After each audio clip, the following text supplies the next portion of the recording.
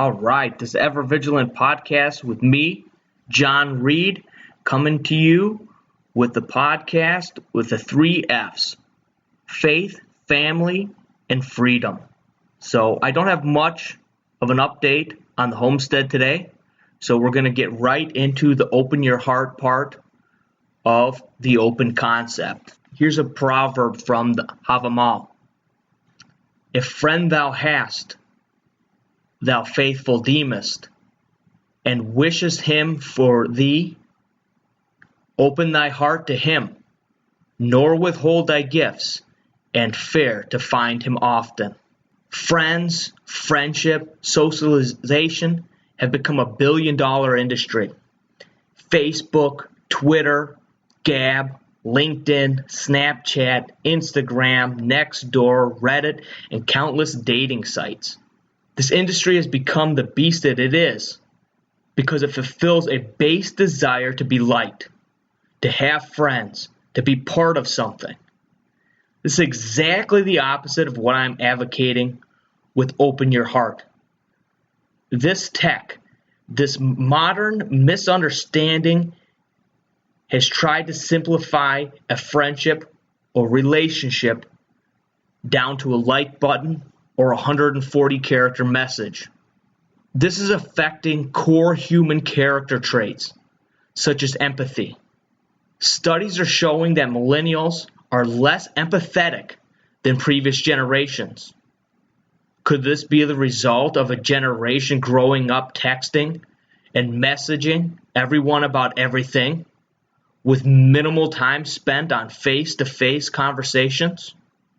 Could it be that this digital separation from people prevent us from feeling, from sharing their grief, from understanding the hurt that another may be experiencing?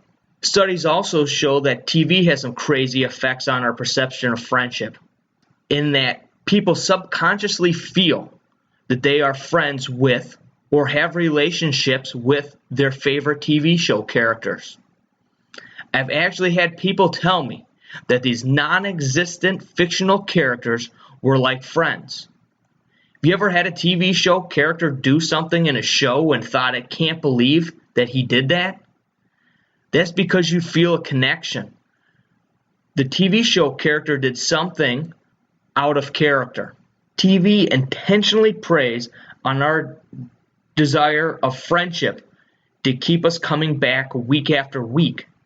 Even sci-fi writer Ray Bradbury said that Fahrenheit 451 was more about unhealthy attachment to mindless TV than censorship.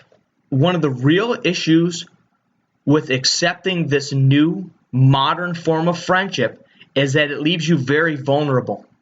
Because you are associating with friends, there is naturally a level of trust given, making you vulnerable to manipulation. Facebook admitted to filtering users' news feeds, flow of comments, videos, pictures posted by other users. The study concluded that quote, emotions expressed by friends on Facebook influence moods. To our knowledge, this is the first experimental evidence for massive scale emotional contagion via social media. End quote. Almost 700 users were used in this experiment in manipulating the masses. How many of these people ended up committing suicide or made bad decisions based on this manipulation of their emotions? YouTube regularly takes away video likes to prevent trending. Twitter prevents retweeting of tweets and deletes likes to prevent trending. You must open your mind to see this. Really, to open your heart, you must understand the open concept points. You must open your mind to see friendship and manipulation. Open your eyes to see the beauty of those close to you. Open your ears to listen to them. And finally, open your heart to accept them for who they are. Open your heart is not some fictitious love for all. No, this is a level of real love, of loyalty, and respect for those closest to you. So we find an excellent example of a pure, real friendship in the Bible.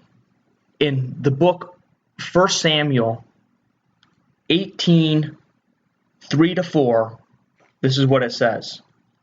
Jonathan made a covenant with David because he loved David as much as himself.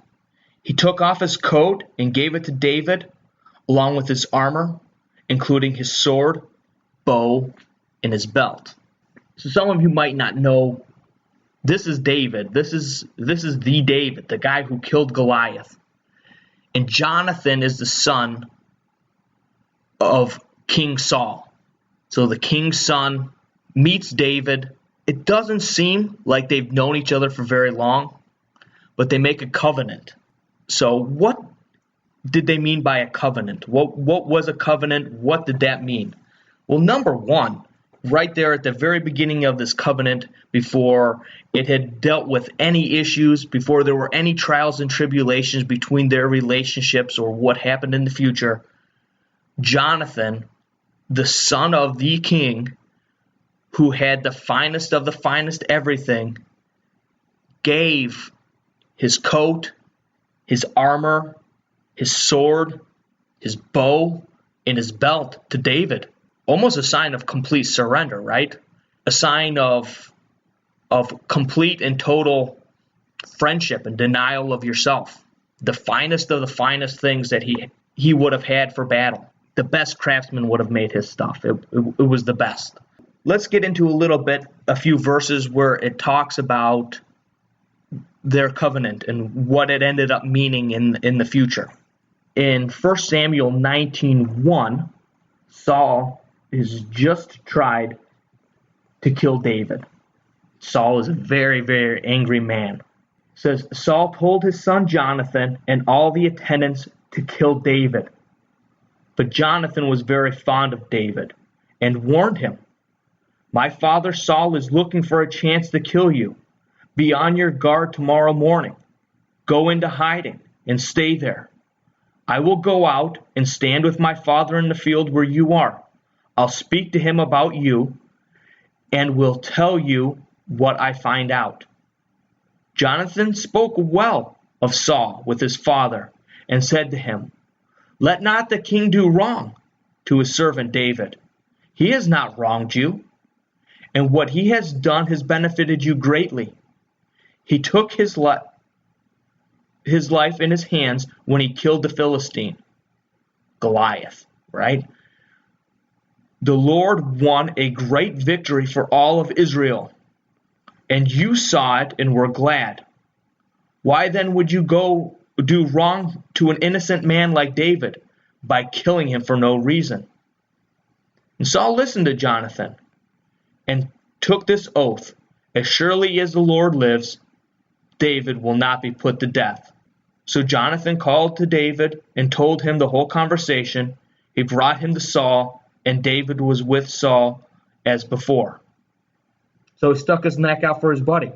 He talked his father, the angry, very upset King Saul, into sparing his friend David's life. So that's instance number one. Then we can go to 1 Samuel 20, verse 8. It says, as for you, show kindness to your servant, for you have brought him into a covenant with you before the Lord. If I am guilty, then kill me yourself. Why hand me over to your father? Never, Jonathan said. If I had the least inkling that my father was determined to harm you, wouldn't I tell you? David asked, who will tell me if your father answers you harshly? Come, Jonathan said, let's go out to the field. So they went there together. Then Jonathan told David, by the Lord, the God of Israel, I will surely sound out my father by this time of day tomorrow. If he is favorably disposed toward you, will I not send you word and let you know? But if my father is inclined to harm you, may the Lord deal with me, be it ever so severely. So again, his dad, King Saul, is a very angry man and wanted to kill David once again. He sees David as a threat. So in 1 Samuel 20, verse 28, you'll kind of see what was going on between Jonathan and Saul, and how much Jonathan was sticking his neck out for his friend that he had made this covenant with. Jonathan answered, David earnestly asked me for permission to go to Bethlehem. He said, let me go because our family is observing a sacrifice in the town, and my brother has ordered me to be there. If I found favor in your eyes, let me get away to see my brothers. That is why he has not come to the king's table. Saul's anger flared up at Jonathan, and he said to him, you, son of a perverse and rebellious woman, don't I know that you have sided with the son of Jesse to your own shame and to the shame of your mother who bore you? As long as the son of Jesse lives on this earth, neither you nor your kingdom will be established. Now send and bring him to me, for he must die. Why should he be put to death? What has he done? Jonathan asked his father. But Saul hurled a spear at him to kill him. But Jonathan knew that his father intended to kill David. Jonathan got up from the table in fierce anger. On that second day of the month he did not eat, because he was grieved at his father's shameful treatment of David.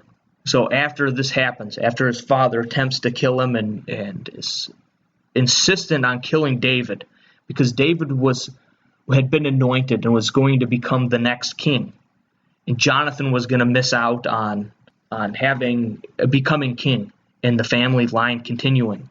So Jonathan meets up with David, says, go in peace, for we have sworn friendship to each other. This is verse 42. In the name of the Lord, saying, the Lord is witness between you and me, and between our descendants, and my descendants forever. Then David left, and Jonathan went back to town.